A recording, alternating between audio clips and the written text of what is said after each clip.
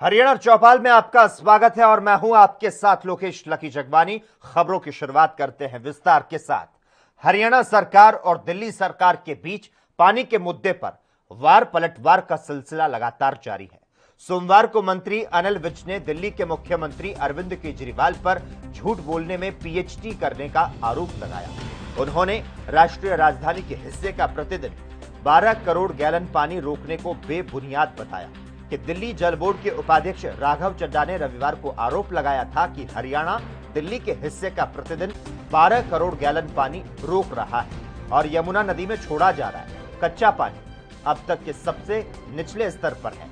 उन्होंने ये भी कहा था कि बोर्ड ने सुप्रीम कोर्ट से हरियाणा को पानी के वैध हिस्से दिल्ली को जारी करने का निर्देश देने का अनुरोध किया। तो वहीं हरियाणा के गृह मंत्री ने एक सख्त चेतावनी दी। अनिल विज ने कहा कि किसान आंदोलन की आड़ में उपद्रव मचाने वालों पर कार्रवाई की जाएगी। केजरीवाल ने झूठ बोलने की पीएचडी कर रखी है। पहले झूठे आंकड़े प्रस्तुत करके कोरोना काल में आवश्यकता से कहीं ज़्यादा ऑक्सीजन प्राप्त कर ली और अब पानी के लिए, जिसमें कि हमने बिल्कुल भी कटौती नहीं की है, 1049 क्यूसेक पानी इनका तय है और म्यूनिक नहर से वो पानी इनको दिया जा रहा है। पर अपनी आंतरिक गड़बड़ियों को छुपाने के लिए खुद दिल्ली के लोगों के लिए पानी की व्यवस्था ना कर पाने के लिए, अपनी असफलताओं को छुपाने के लिए हरियाणा के ऊपर बेबुनियाद आरोप लगा रहे हैं। देखिए, हमने अपनी पूरी तैयारी कर रखी है और लगातार हम अपने अधिकारियों को इसके बारे में सचेत भी कर रहे हैं कि पहली और दूसरी वेव से अनुभव लेते हुए तीसरी वेव से लड़ने की पूरी तैयारी की जाए। दूसरी वेव में सबसे ज़्यादा दिक्कत ऑक्सीजन की आई थी। उसके लिए हमने सभी अस्पतालों में अपने ऑक्सीजन प्लांट लगाने का काम आरंभ कर दिया। हमेशा लोगों को ये शिकायत रहती थी कि पुलिस मौके पर टाइम से नहीं पहुंचती है। आज डायल 112 की शुरुआत करके हमने हरियाणा की जनता को ये विश्वस्त कर दिया है कि आवश्यकता पड़ने पर हमारी पुलिस 15 या 20 मिनट में मौके पर पहुंचेगी। हमने पंचकुला में कॉल सेंटर बनाया है। सारे हरियाणा की कॉल्स पंचकुला आएंगी। बिल्कुल इनके ऊपर नियंत्रण लगाया जाएगा और आंदोलन है, आंदोलन करें, धरना दें, जुलूस निकालें, भूख हड़ताल करें, लेकिन कानून को अपने हाथ में नहीं लेने दिया जाएगा। जहाँ जहाँ पर लिया जाएगा वहाँ पर सख्त कार्रवाई की जाएगी। आज भी मामले की जांच करने के लिए आईजी जो हिसार। वहीं बीजेपी सांसद सुनीता दुग्गल की अध्यक्षता में जिला विकास एवं समन्वय और निगरानी कमेटी की बैठक पूरे 7 महीने के बाद आज आयोजित की गई। 13 जुलाई को मंगलवार सुबह लघु सचिवालय में आयोजित हुई इस बैठक के लिए अधिकारियों को पहले ही सूचना भेजी गई थी। तो वहीं आज बैठक में चर्चा के दौरान लापरवाही मिलने पर फतेहाबाद एडीसी की सुनीता दुग्गल ने जमकर क्लास लगा दी। इसके अंदर इन्वॉल्व कर सकते हैं। मेरी इसके अंदर आप लोगों को एक और सलाह है कि इसमें अभी पिछले दिनों मैंने दिल्ली में एक ऐसी मशीन जो है उसका उद्घाटन किया कि जिसमें हम गोबर से गो कास्ट बना सकते हैं।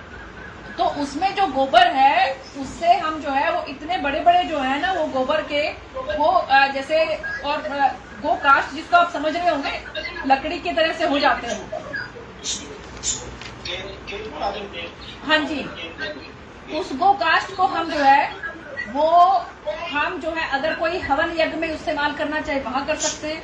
उसको हम जो अंत्येष्टि के लिए भी यूज कर सकते हैं। जैसे कि गांव के एरिया में आपने देखा होगा कि वहां पर जो है वो अंतिम संस्कार के लिए जो है उसमें भी वो गोकास्ट को हम इस्तेमाल कर सकते हैं। और उसके अंदर जो लकड़ी का बुरादा भी इस्तेमाल किया जा सकता है। तो और उसके अंदर जो तूड़ी रहती है वो भी इस्तेमाल की जा सकती है। उनको वो मिक्स करके तो जो गोकास्ट बन जाता है वो इतने बड़े बड़े जो है। वहीं हरियाणा के स्वास्थ्य मंत्री अनिल विज ने कहा कि हमें यह हमेशा ध्यान में रखना चाहिए कि कोरोना कमजोर हुआ है, गया नहीं है, और अगर हमने इसमें जरा सी भी ढील की तो कोरोना हमें अपनी चपेट में ले सकता है। अनिल विज ने आईएमए की तरफ से की गई अपील का समर्थन किया और जनता से अपील करते हुए कहा कि वो कोरोना प्रोटोकॉल को ध्यान में रखते हुए त्योहार को मनाएं। आपको बता दें, बीते दिनों आईएमए ने अपील करते हुए कहा था कि तीसरी लहर के मद्देनजर फिलहाल के लिए धार्मिक यात्राओं को टाल दिया जाए। आईएमए ने सरकार को सचेत करते हुए कहा था कि धार्मिक यात्राओं से कोरोना ज्यादा घातक हो सकता है और दूसरी लहर के मुकाबले जानलेवा साबित हो सकता है। आईएमए ने कहा है कि त्योहारों के सीजन को अभी सेलिब्रेट नहीं करना चाहिए क्योंकि कोरोना की जो तीसरी वेव है वो आने वाली है और घातक सिद्ध हो सकती है। हरियाणा के सांसद नहीं, आईएमए ठीक कह रही है। त्योहार अगर आ रहे हैं तो कोरोना का प्रोटोकॉल को मद्देनजर रखकर ही मनाना चाहिए। हमें ये हमेशा ध्यान में रखना चाहिए कि कोरोना कमजोर हुआ है।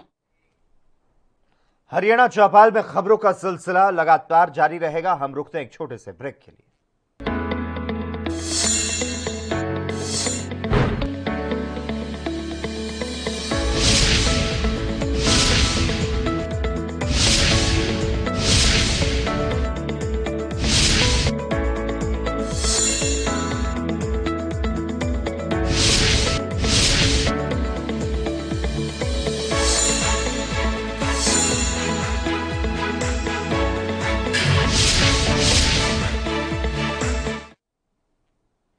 ब्रेक के बाद हरियाणा चौपाल में एक बार फिर से आपका स्वागत है। हरियाणा के नागरिकों को अब हर रोज 24 घंटे पुलिस सहायता उपलब्ध हो सकेगी। सहायता के लिए जरूरतमंद लोगों को पुलिस ना तो टरका सकेगी और ना ही कोई बहाना बना सकेगी। हरियाणा सरकार राज्य में पुलिस, फायर और एम्बुलेंस सेवा से जुड़ी आपातकालीन सेवाओं के लिए एक संयुक्त नंबर 112 शुरू कर दिया गया है। मुख्यमंत्री मनोहर लाल खट्टर ने सोमवार को पंचकुला से इस नंबर की शुरुआत की, तो साथ ही 601 इमरजेंसी रेस्पॉन्स व्हीकल गाड़ियों को कई जिलों के लिए रवानगी की गई। हरियाणा के गृह और स्वास्थ्य मंत्री अनिल विज पहले ही इस नए सिस्टम की प्रेजेंटेशन देख चुके थे। एडीजीपी एएस चावला ने नई दिल्ली स्थित हरियाणा भवन में पिछले दिनों अनिल विज को इस पूरी परियोजना की प्रगति के बारे में विस्तार से जानकारी दी थी। आपको बता दें, हरियाणा में डायल 112 मुख्यमंत्री और गृह मंत्री का ड्रीम प्रोजेक्ट था। हरियाणा सरकार की तरफ से शुरू की गई इस हेल्पलाइन 112 का मुख्यालय पंचकुला में बनाया गया है, जहां पर 4 भाषाओं हिंदी, अंग्रेजी, हरियाणवी और पंजाबी समझने वाले लोगों को नियुक्त किया गया है।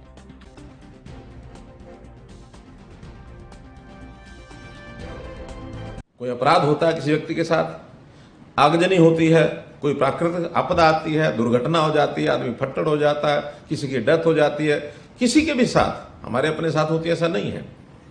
मानो हम रास्ते में चलते हुए देखते हैं कि कोई दुर्घटना में कोई शिकार हो गया, उसकी स्थिति नहीं है कि वो 112 को बता भी सके, तो हम भी उसकी सहायता के लिए 112 पर तुरंत डायल भी कर सकते हैं, SMS भी कर सकते हैं। 112 की ऐप भी होगी, वो ऐप भी अपने अपने फ़ोन पर, मोबाइल पर सब लोग अपलोड करके रखें, डाउनलोड करके रखें, और डाउनलोड करने के बाद उसका उपयोग हम कर सकते हैं। और जो अन्य सर्विसेज हैं, जैसे अभी तक 100, 101, 108, ये सब सर्विसेज भी 112 के साथ जोड़ दी गई है। अभी कुछ दिन तो सभी सर्विसेज चलेंगी, नहीं भी अगर 112 है तो 100 या 101 या 108 वो भी रहेगी अभी ऑपरेशनल कुछ समय तक, लेकिन बाद में 112 सर्विस। और ये 112 सर्विस केवल हरियाणा में ऐसा नहीं है, ये एक number through out the country, पूरे देश में सभी स्टेट्स में एक ही नंबर रखा गया है। हम मान लो किसी और भी प्रदेश में हैं, वहां भी ऐसे किसी विपत्ति आपत्ति के समय हम 112 डायल करें तो उस प्रदेश की जो व्यवस्था है उसमें से हमको वो सहयोग मिलेगा। ये धीरे धीरे पूरे प्रदेश में, पूरे प्रदेश हरियाणा के पलवल में जिला पुलिस अधीक्षक दीपक गहलावत ने आपातकालीन डायल नंबर 112 प्रोजेक्ट के तहत जनता की सुविधा के लिए 22 इनोवा गाड़ियों को रवाना किया। ये गाड़ियां जिले के प्रत्येक थाना क्षेत्र में प्रतिदिन 24 घंटे उपलब्ध रहेंगी। इससे पुलिस, फायर और एम्बुलेंस जैसी इमरजेंसी सेवाएं जो हैं वो लोगों को मुहैया कराई जाएंगी। जिले में कहीं भी घटना की जानकारी मिलने के 15 से 20 मिनट के अंदर ही ये टीमें मौके पर पहुंच जाएंगी। आपको बता दें, इमरजेंसी के समय लोगों को जल्द से जल्द सेवाएं उपलब्ध हो सके, इसके लिए प्रदेश सरकार ने अहम कदम उठाया है, जिसके लिए डायल 112 प्रोजेक्ट की शुरुआत की गई। जिला पुलिस अधीक्षक दीपक गहलावत ने बताया कि प्रत्येक गाड़ी पर 6 पुलिस कर्मियों का स्टाफ मौजूद रहेगा। सीएम साहब ने पूरे हरियाणा प्रदेश में डायल 112 का शुभारंभ किया, जिसके तहत 600 गाड़ियाँ पूरे हरियाणा प्रदेश में सभी जिलों में एक हरी झंडी दिखा के रवाना की गई। उन सब का यही उद्देश्य है कि कोई भी व्यक्ति।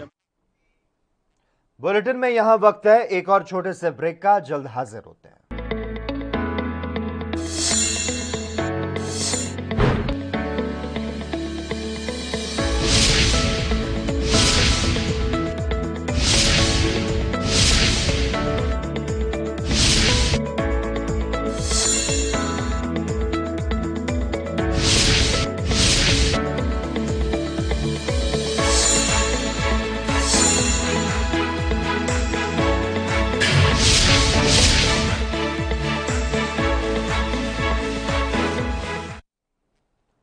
ब्रेक के बाद हरियाणा चौपाल में एक बार फिर से आपका स्वागत है। चरखी दादरी में जिले को 10 पीसीआर मिली है।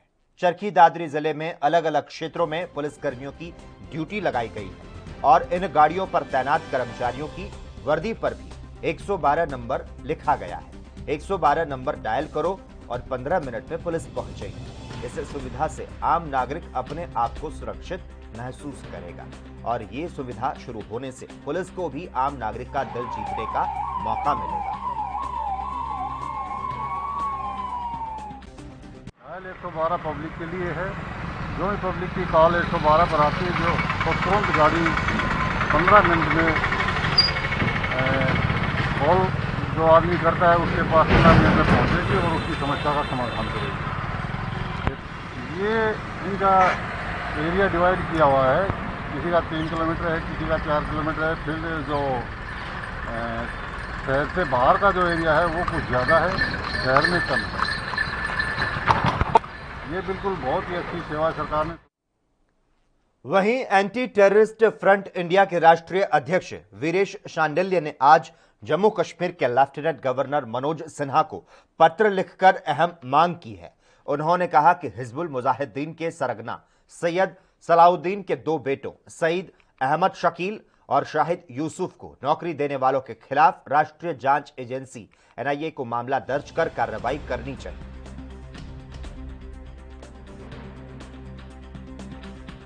जम्मू कश्मीर के अंदर ये बात साबित हो गई है अब कि वहां की सरकारें पाकिस्तान के आतंकवादियों से मिली हुई हैं।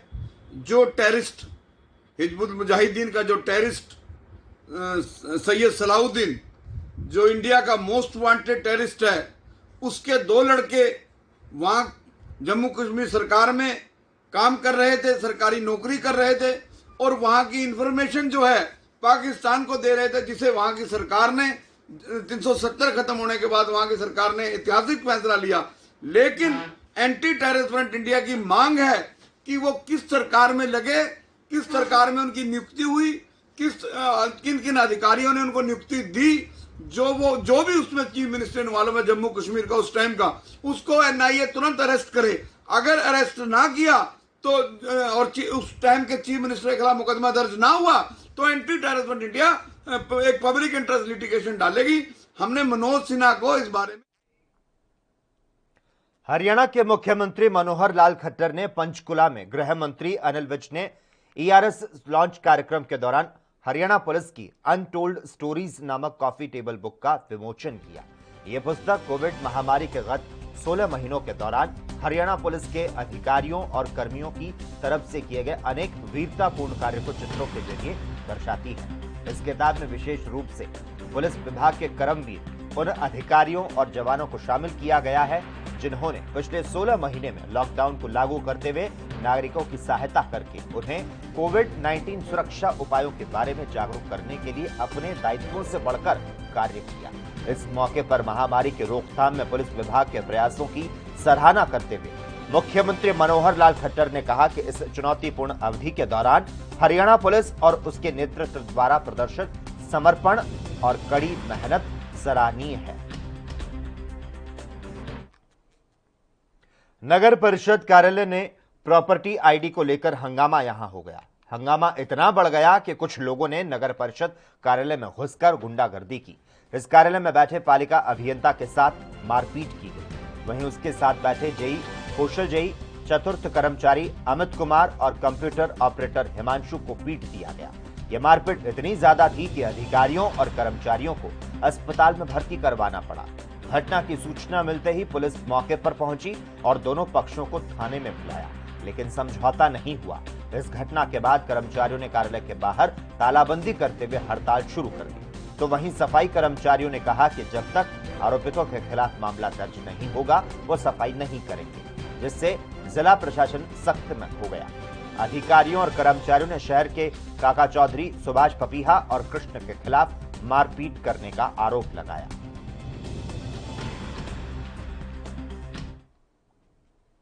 तो वहीं इस मामले को लेकर नगरपालिका कर्मचारी संघ हरियाणा और म्यूनिसिपल एम्प्लॉयज फेडरेशन ने झगड़ा करने को लेकर हड़ताल जारी रखी। आपको बता दें 11 तारीख को नगर निगम के एक्सीएन मदन लाल और ज्ञान प्रकाश वाधवा के साथ मारपीट की गई और अभद्र व्यवहार किया गया, जिसके कारण 13 जुलाई से नगर निगम फरीदाबाद में संपूर्ण हड़ताल रही। इस हड़ताल में सभी विभागों के कर्मचारी और दफ्तर के छोटे बड़े सभी अधिकारी शामिल हुए।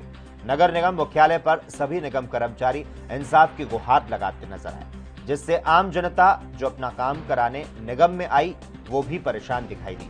वहीं नगर निगम कर्मचारियों का कहना रहा कि इस मामले में उन्हें निगम कमिश्नर गरिमा मित्तल ने कोई आश्वासन नहीं दिया। वार्ड नंबर 3 के जयवीर खटाना जी, तो ये 11 तारीख की घटना है। कुछ वार्ड नंबर 3 के पार्षद के नेतृत्व में सेक्टर 25 जेल घर पर लोग आते हैं और हमारे एक्सीएन मदन लाल शर्मा जी को और ज्ञानचंद वाधवा जी को बंधक बनाया जाता है। उनके साथ मारपीट, गाली गलौज की जाती हैं और उनके ऊपर कालिद पोंछी जाती है। तो उस पर पूरी तरीके से ये जनप्रतिनिधि का इस तरह की हरकत शोभा नहीं देती। उन्होंने एक सभ्य आदमी है हमारा मदन लाल शर्मा, उसके ऊपर दारू पीने के आरोप लगाया, जबकि वो बीड़ी तक नहीं पीता और उसके 4 महीने की रिटायरमेंट ही नज़दीक है। वो आदमी इतना डिप्रेशन में चला गया आज कि वो पूरी तरीके से टूट चुका है और उसने अपना कल इस्तीफा भी अपनी नौकरी से दे दिया। तो हम आज जो हड़ताल कर रहा है नगर निगम का तीनों जनों कर्मचारी हमारी। फरीदाबाद नगर निगम के पार्षद जयवीर खटाना, उसके पिता धर्मवीर खटाना और अन्य कई लोगों द्वारा नगर निगम के एक्सीएन के साथ हुई धक्का मुक्की और अपशब्द भाषा का प्रयोग करने के आरोप में नगर निगम कार्यालय पर नगर निगम के जेई और एसडीओ एकत्रित हुए और नगर निगम कार्यालय में बता दें कि खटाना, उसके पिता और अन्य लोगों के खिलाफ जोरदार प्रदर्शन करते हुए उनकी गिरफ्तारी की मांग की उन्हें चेतावनी दी कि जब तक उन्हें गिरफ्तार कर उचित कार्रवाई नहीं की जाती तब तक उनका ये विरोध प्रदर्शन चलता रहेगा। आपको बता दें, जेई और एसडीओ ने कहा कि जयवीर खटाना छोटी राजनीति कर रहे हैं और उन्होंने जो किया है वह गलत है। इस प्रकार की हरकत बिल्कुल भी बर्दाश्त नहीं की जाएगी। इस मौके पर उन्होंने मांग करते हुए कहा कि वे अभी नगर निगम के कमिश्नर से मांग कर रहे हैं कि उसके खिलाफ, उनके पिता के खिलाफ सख्त कार्रवाई की जाए। अगर दोषियों की जल्द गिरफ्तारी नहीं होती तो उनका ये विरोध प्रदर्शन आगे भी चलता रहेगा। मदन लाल जी के साथ और हमारे साथ जो है वहाँ पे जो है बदतमीजी की गई। मुझे आदरणीय जो है हमारे जयवीर खटाना जी के जो पिताजी हैं धर्मवीर खटाना जी, उन्होंने चप्पल मार दूंगा और मुझे माँ की गाली दी, क्योंकि मैं वो गाली रिपीट नहीं करना चाहता यहाँ पे कि अब शब्दों को रिपीट करने का कोई लाभ नहीं। बहन की गालियाँ दी और थप्पड़ बार बार दिखाए और मदन लाल जी को कीचड़ लगाया और जो है पब्लिक के द्वारा, और एक सुयोजित तरीके से हमें वहाँ पे घेर के जो है हमारा जुलूस निकाला गया एक किस्म से। और जब बुलाया गया तो जयवीर खटाना जी द्वारा मुझे विश्वास दिलाया गया कि, और फिर जब हम वहाँ गए तो मतलब जो है इस तरीके का वो व्यवहार, जबकि ये जो है बूस्टिंग स्टेशन इससे पहले नगर निगम के रिन्यूअल ब्रांच देखती थी, एक अलग ब्रांच थी। अब ये जो है 5 तारीख की शाम को ये ऑर्डर हुए कि हमने देखना है, और उसके बाद हमारी खोरी में ड्यूटी लगी हुई थी। सुबह 6 बजे से लेकर हम सभी कर्मचारी, हमारे एसडीओ वगैरह सब हम वहाँ पे जुट रहे थे। आपके माध्यम से बताना चाहता हूँ, मान सम्मान की बात जी, कोई मांग नहीं है कि न वेतन की मांग है न कोई चीज़ की मांग है। जिस तरह से कल दुर्व्यवहार किया गया एक अधिकारी के साथ प्रचार के माध्यम से आपने भी। और इसी के साथ ही हरियाणा चौपाल में बस इतना ही। देश और दुनिया के तमाम अहम खबरों के लिए लगातार आप जुड़े रहिए हमारे साथ और देखते रहिए ANB न्यूज़।